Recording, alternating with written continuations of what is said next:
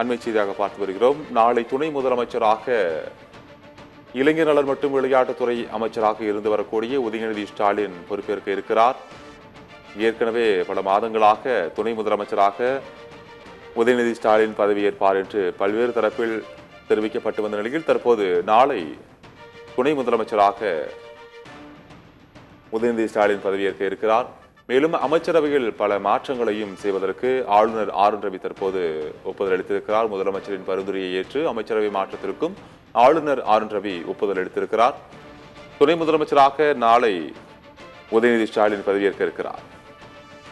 துணை முதலமைச்சராக உதயநிதி ஸ்டாலின் பதவியேற்பு மற்றும் அமைச்சரவை மாற்றம் நாளை நடைபெறும் என்று தற்போது அறிவிப்பானது வெளியாகியிருக்கிறது.